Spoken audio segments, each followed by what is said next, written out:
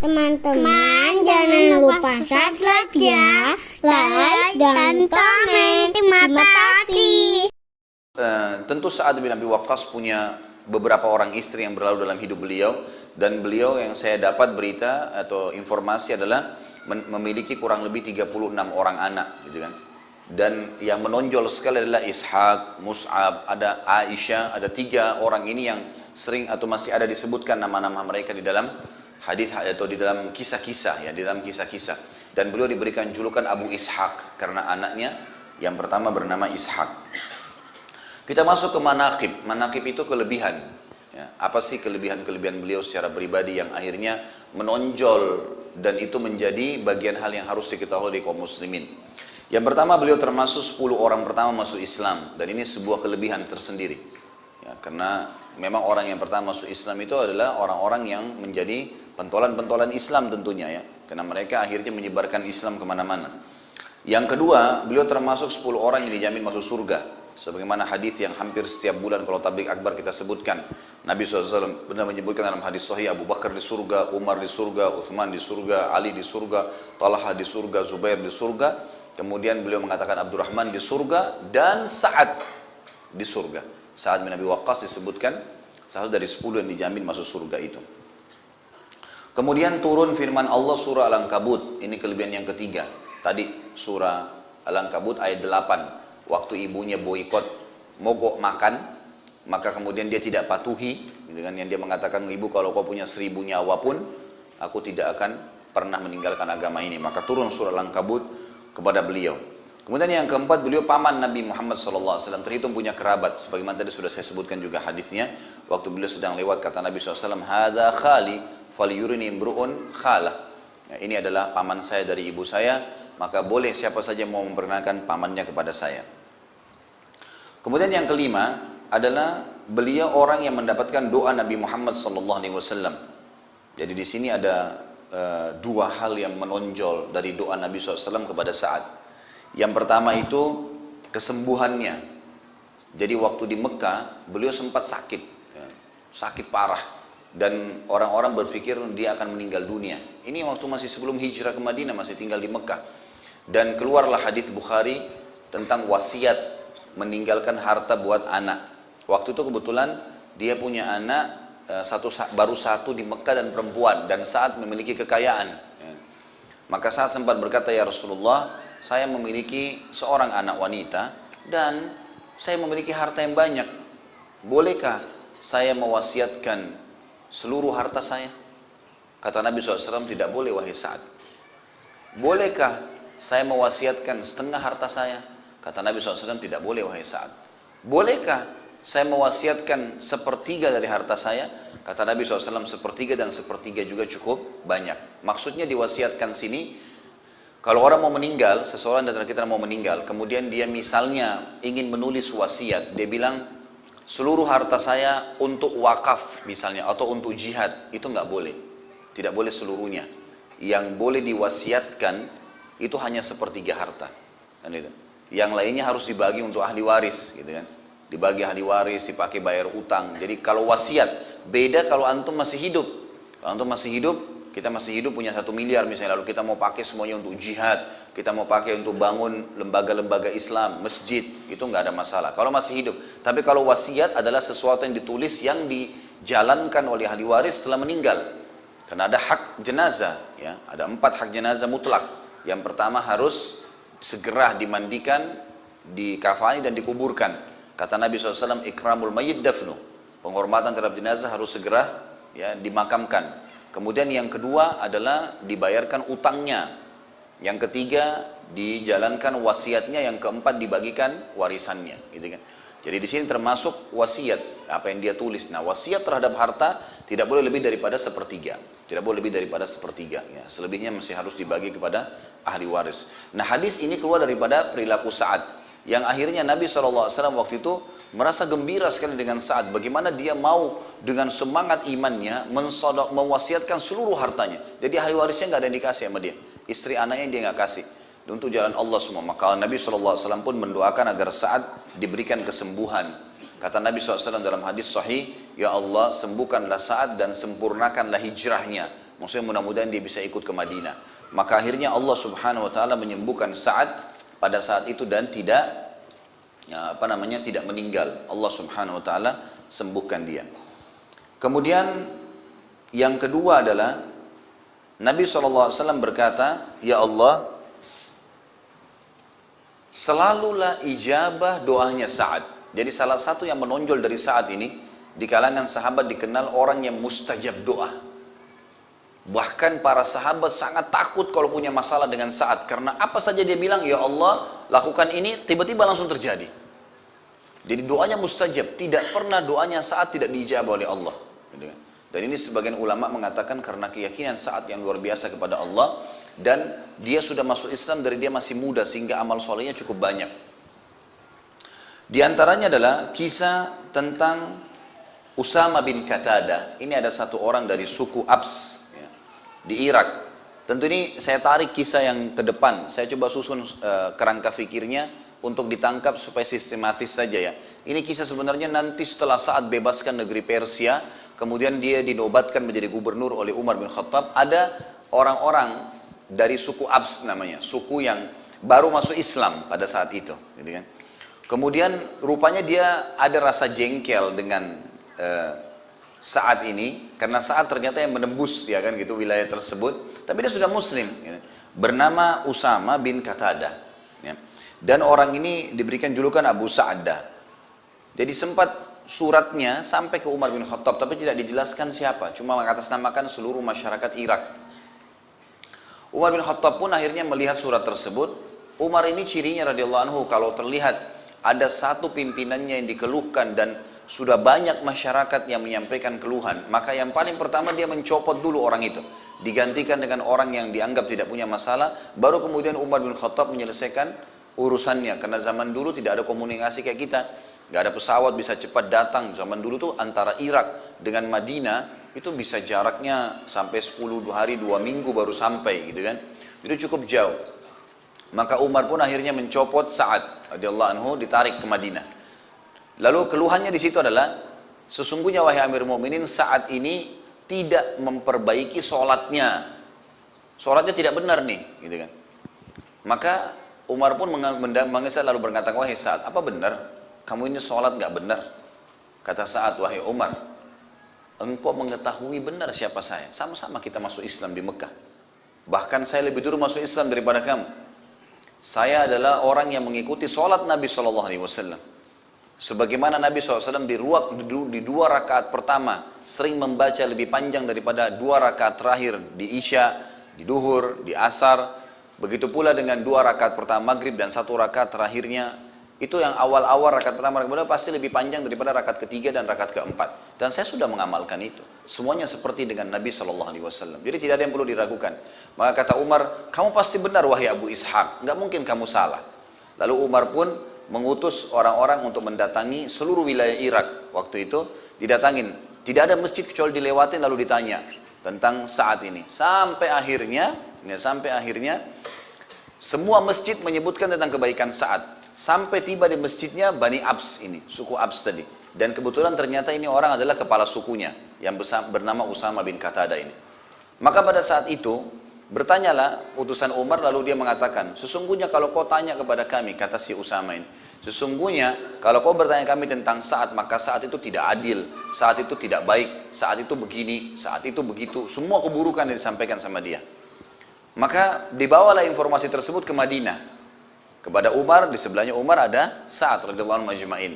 Maka waktu Sa'ad dengar, Sa'ad mengatakan, "Ya Allah, kalau seandainya hambamu ini dusta," hambamu yang di sana maksudnya si Usama bin Qatadah, "dia dusta dan dia hanya sekedar mencari masalah serta akan mengganggu kedudukan muslimin, karena kalau diganti amirnya, pemimpinnya pasti akan kacau. Maka aku memohon kepadamu ya Allah agar engkau panjangkan umurnya dan engkau susahkan hidupnya dalam keadaan dia tua, serta masukkan dalam hidupnya segala macam fitnah." Maka beberapa tabi'in mengatakan bahwasanya kami menyaksikan orang itu yang sudah didoakan oleh Sa'ad sampai umurnya sudah sangat tua, mendekati 100 tahun, sampai saking tuanya keningnya itu sudah turun dan menutupi matanya. gitu kan. Belum meninggal juga. Dan orang itu dalam keadaan miskin, meminta-minta makanan di jalanan. Tadinya dia kepala suku. Serta kerjanya setiap hari kalau ada perempuan lewat selalu digangguin sama dia. Dalam kondisi umur begitu, kena fitnah. Maka kami melihat doa Sa'ad kena kepada orang tersebut. Dan orang itu sering kali mengucapkan kata-kata, saya telah kena doanya Sa'ad, saya telah kena doanya Sa'ad. Ini salah satu riwayat yang menjelaskan tentang doa dia yang mustajab. Pernah juga satu kali Sa'ad radhiyallahu anhu waktu sudah pindah ke Madinah dari Persia, kemudian Umar bin Khattab sempat tawarkan waktu itu, apakah kamu kembali jadi gubernur di Irak? Dia bilang tidak. Saya tidak akan pernah kembali ke wilayah yang sudah ada orang menyebarkan fitnah tentang saya. Saya lebih suka dengan Madinah. Walaupun tadi Persia ini semua takluk di tangan dia, sebagaimana kisahnya akan kita sampaikan nanti. Maka Umar pun menerima, baiklah, kamu silahkan di sini. Setelah itu sempat gubernur Madinah yang diangkat oleh Umar bin Khattab, ada seseorang yang bernama Marwan ibn Hakam. Marwan ibn Hakam ini gubernur Madinah sempat mengucapkan kata-kata begini, harta-harta yang kami bagikan untuk muslimin ini adalah harta kami pemiliknya, ini punya saya dan saya bagikan. Saat itu dengar itu, saat merasa orang ini sudah merasa harta muslimin adalah hartanya dia, tiba-tiba dia datangin istananya, ya tempat dia, seperti kita kalau sekarang mungkin kantor gubernurannya, didatang lalu Sa'ad mengatakan, wahai Marwan, apa kau mau saya berdoa untukmu? Karena sudah ditahu kalau dia berdoa mustajab. Marwan tiba-tiba dalam riwayat ini dikatakan loncat dari singgasananya mengatakan, wahai Abu Ishaq, tolong jangan berdoa, memang ini hartanya Allah bukan harta kami gitu. Jadi itu contoh, karena orang-orang tahu, tersebar berita pada saat itu. Kisah yang lain, kisah dia dengan Umar bin Khattab. Umar pun khawatir dengan doanya Sa'ad. Jadi ada budaknya Sa'ad pernah jalan, kemudian ada angin yang kencang, tersingkap bajunya. Tidak sengaja gitu kan. Waktu tersingkap bajunya ternyata nyantol di sebagian tubuhnya, sehingga orang ini tidak tahu kalau auratnya kelihatan. Umar bin Khattab pas lewat, Umar bin Khattab ini kalau lewat di tangannya selalu ada tongkat. Ya. Jadi tongkat ini sering digunakan untuk mengingatkan orang kalau berbuat salah. Jadi Umar bin Khattab sering memukul, gitu kan, kalau mengingatkan, seperti kalau habis Isya, beliau sering keliling bawa tongkat. Kalau ada orang kumpul-kumpul di jalan ditanya, kenapa kalian kumpul-kumpul? Kalau bukan karena takziah, bukan karena ada orang sakit yang sedang dijenguk, kumpul-kumpul iseng, dipukulin sama Umar, pulang semua. Disuruh, kalian mau di sini duduk nongkrong, buang-buang waktu, akhirnya sholat subuh dan sholat malam kalian terbengkalai, bubar. Jadi orang takut sama Umar pada malam. Umar bin Khattab juga kalau lihat kemungkaran langsung dihukum sama dia.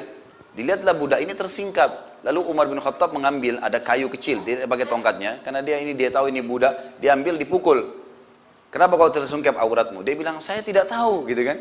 Tapi Umar sempat mukul. Saat sempat lewat, gitu kan. Lalu saat tahu ini budaknya dia. Saat mengatakan, wahai Umar, jangan kau pukul dia. Umar rupanya dalam kondisi pas memukul budak ini, itu sempat Saat menahannya dan Saat pun dipukul oleh Umar. Gitu kan? Lalu Saat mengatakan, baiklah, Saat ke samping ngangkat tangan. Mau berdoa. Lalu Umar bin Khattab lari mengejar Saat, lalu memberikan tongkatnya mengatakan, hukumlah saya. Ini silakan kisosnya. Saya sudah pukul dia, pukul saya juga. Karena Umar pun khawatir, ini kalau berdoa berbahaya nih. Mustajab doa. Jadi kasus-kasus seperti ini ada terjadi memang dalam kehidupan beliau. Bahwasanya beliau terkenal orang yang sangat mustajab doa. Sehingga membuat orang-orang khawatir sekali kalau sampai punya masalah dengan Sa'ad radhiyallahu anhu. Beliau juga kelebihan yang selanjutnya ya. Ini manaqib yang selanjutnya, yang ke-6 adalah beliau menjadi penjaga Nabi Muhammad SAW. Ini disebutkan dalam riwayat seperti itu.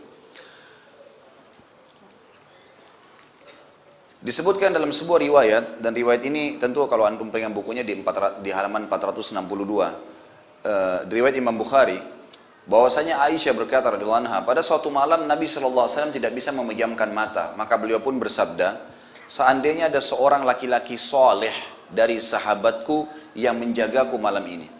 Aisyah pun berkata radhiyallahu anha, tiba-tiba kami mendengar suara senjata. Maksudnya senjata ini dimaksud, sebagian ahli hadis mengatakan adalah suara kuda, kemudian ada orang yang turun, kemudian dia menghenuskan pedangnya. Jadi ada suara keluarnya pedang dari sabuknya. Maka Rasulullah di depan rumah Nabi SAW, maka Nabi SAW berkata, siapa itu? Kata Sa'ad bin Abi Waqqas, aku ya Rasulullah, aku datang untuk menjagamu. Maka Rasulullah SAW pun tidur dengan tenang sampai kata Aisyah, aku mendengar dengkurannya.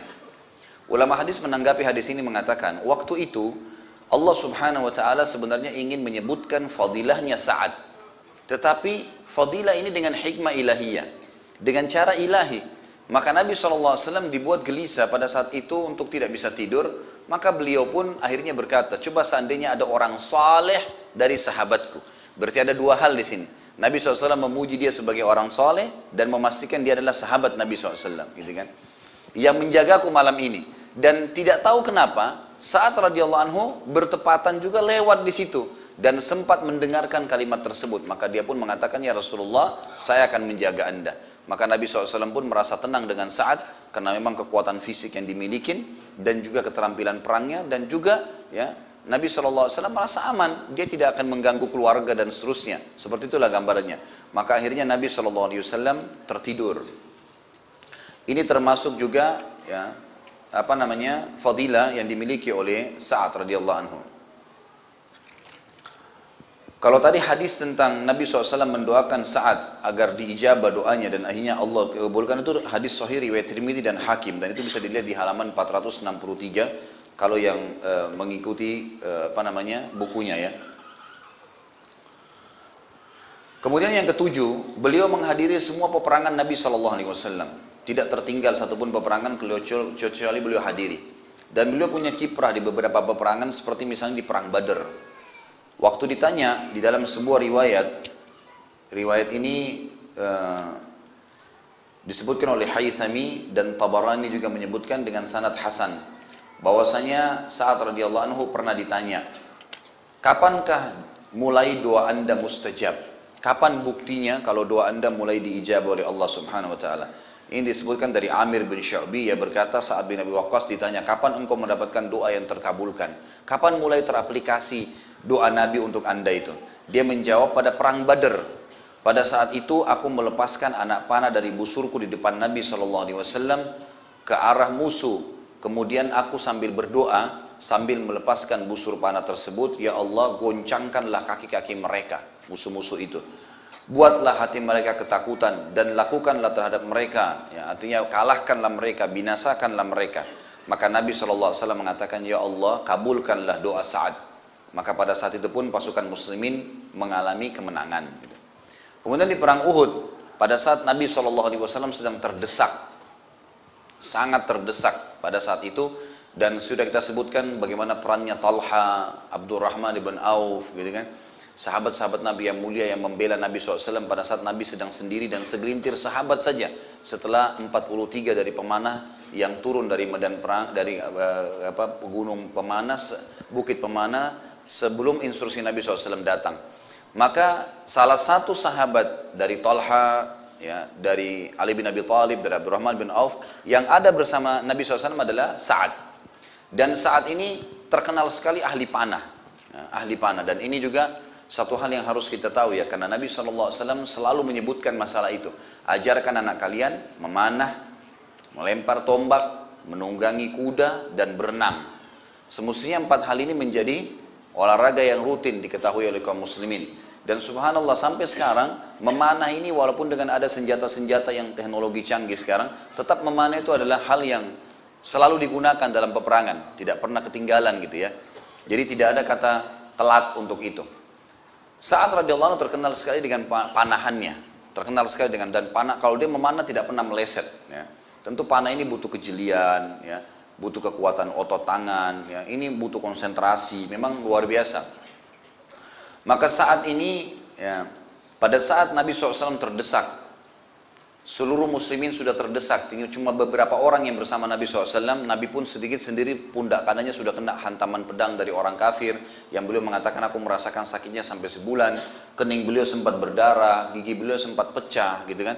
Dan beliau sempat dibantu oleh Talha bin Ubaidillah yang sudah kita jelaskan pada pertemuan yang lalu, itu digendong, disokong Nabi SAW sampai naik ke atas bukit. Nah pada saat lagi terdesak, maka ada dua perilaku, ada dua kejadian sampai akhirnya orang kafir Quraisy tidak berani menyerang Nabi SAW. Padahal waktu itu sudah terdesak. Nabi dengan sekitar 10 orang sahabat saja, nggak lebih dari 10 orang, gitu kan. Ini pasukan Khalid bin Walid yang 200 personel kuda.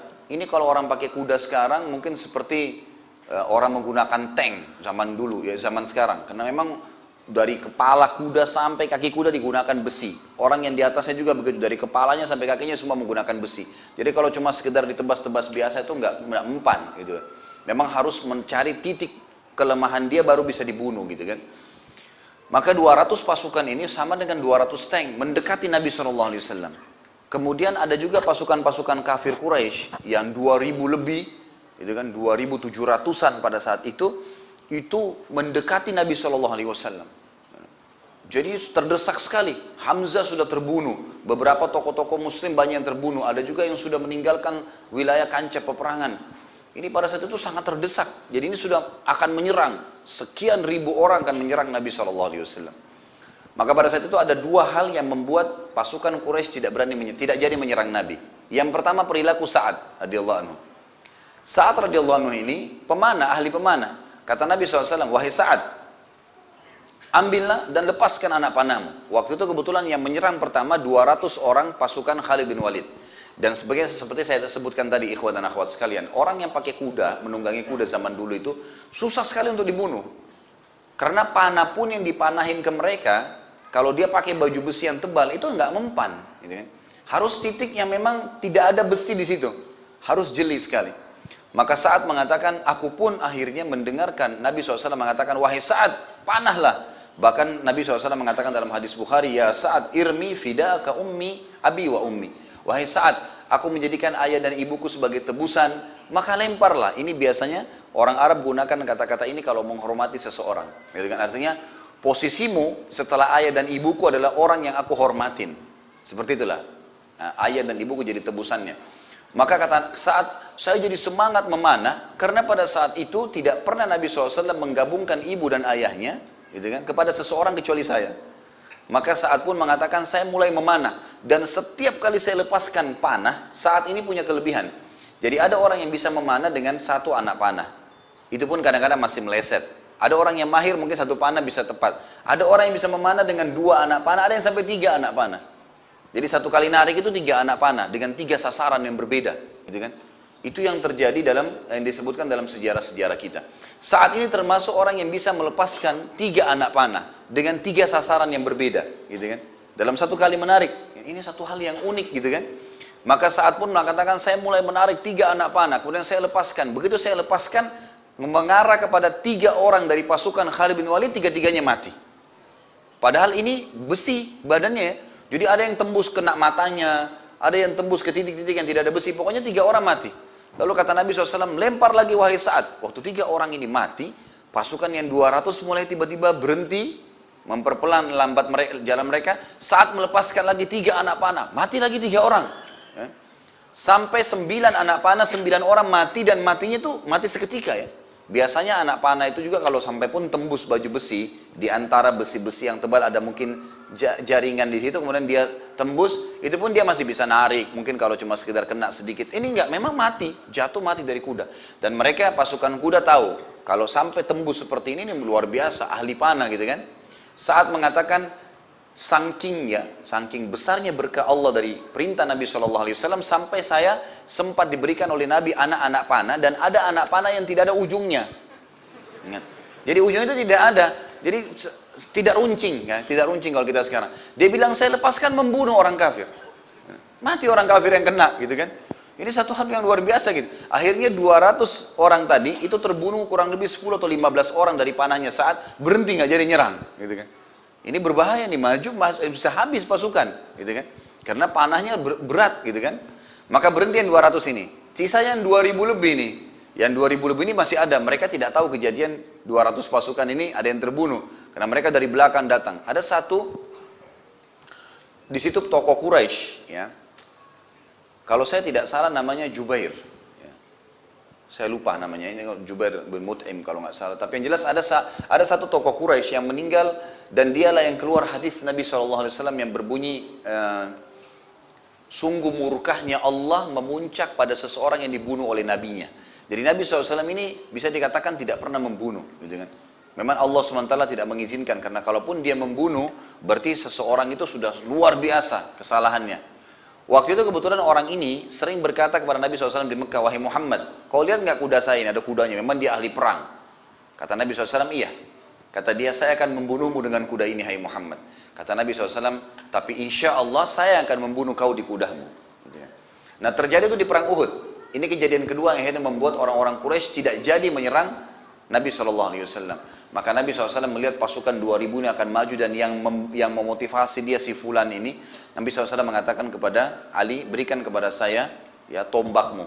Diberikanlah tombak. Lalu Ali radhiyallahu anhu menyebutkan dalam hadis Bukhari, Nabi SAW pun mundur mengambil beberapa langkah ke belakang, kemudian melepaskan anak tombak tersebut yang membuat kami semua terpental karena kuatnya lemparan Nabi SAW. Jadi Ali bin Abi Thalib dan sahabat Nabi di sebelah Nabi itu terlempar, gitu kan? Melempar dan menuju ke orang tersebut, dan orang itu dari kepala sampai kakinya semuanya besi, dan subhanallah ada celah itu di leher dia, di sebelah leher kiri kanannya yang dia taruh masukkan topi besinya itu, antara itu dengan baju perangnya itu ada jeda yang diikat, yang ditaruh dengan semacam karet ya, semacam kain itu di situ. Maka tombak Nabi SAW sempat lewat dan merobek dan memberikan luka di situ, ya di luka itu. Maka orang ini pun ketakutan, nyusur darah dan dia jatuh dari kudanya. Dia mengatakan, Muhammad sudah membunuh saya. Teman-temannya datang mengatakan, kau tidak apa-apa, cuma luka sedikit di leher kamu.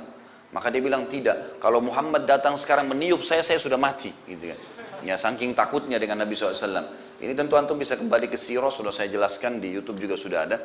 Tapi yang jelas, waktu itu dia pulang ke Mekah dan ternyata lukanya memang membengkak dan dia mati gara-gara perbuatan tersebut. Karena perilaku tadi lemparan tombak Nabi SAW membuat musuh orang-orang Quraisy tidak jadi untuk maju.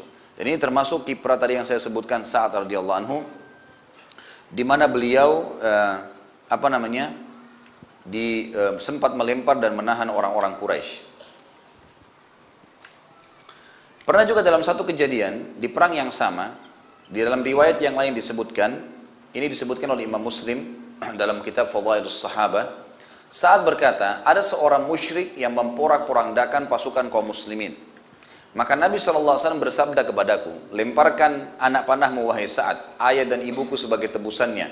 Lalu aku mengambil sebuah anak panah yang tidak mempunyai ujung yang tajam, tidak ada mata anak panahnya. Jadi zaman dulu itu biasanya ditaruh, diruncingkan ujungnya. Ini tidak ada sama sekali, tidak ada runcingnya. Maka aku melepaskannya karena perintah Nabi SAW dan sempat mengenai kening laki-laki itu, lalu dia terjatuh.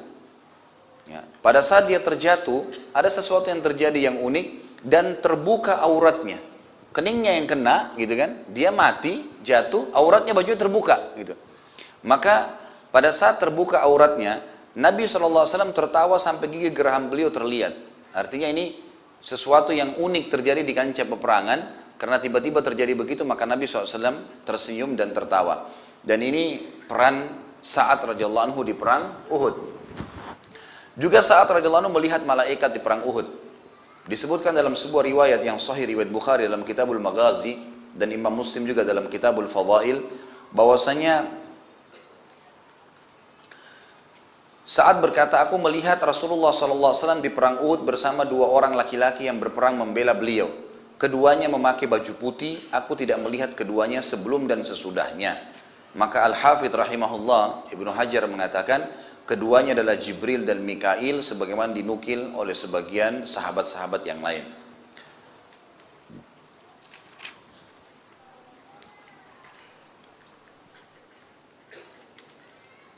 Kita masuk sekarang ke fadilah yang selanjutnya, yaitu fadilah yang ke-10 tadi ya, saat melihat malaikat di Uhud.